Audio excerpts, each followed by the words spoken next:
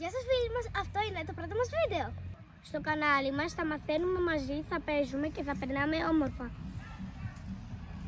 Σήμερα είναι Πρωτομαγιά.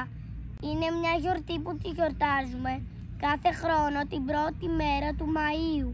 Παλιά οι εργάτες αγωνίστηκαν για να δουλεύουμε σήμερα λιγότερες ώρες και με καλύτερους μισθούς. Σήμερα πολλοί άνθρωποι πηγαίνουν στη φύση, κάνουν πικνίκ, μαζεύουν λουλούδια και κάνουν στεφάνια. Και ξέρετε τι άλλο? Εδώ που ήρθαμε σήμερα, στον Ιερό Ναό Ζωδόχο Πηγής,ίστηκε και ο μπαμπάς μου όταν ήταν μωρό. Γι' αυτό είναι πολύ ξεχωριστό μέρος για μας.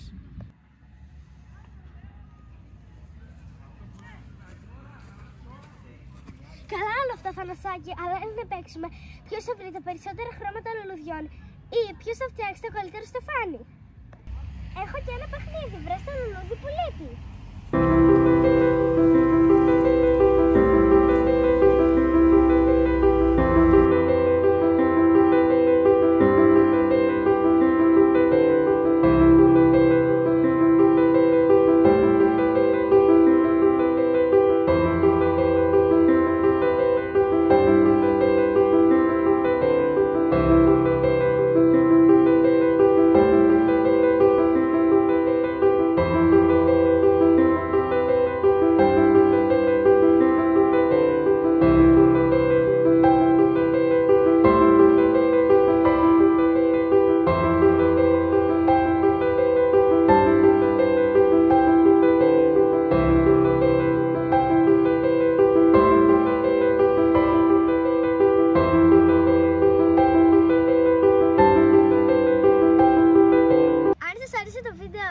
Είστε εγγραφή στο κανάλι για να δείτε κι άλλα.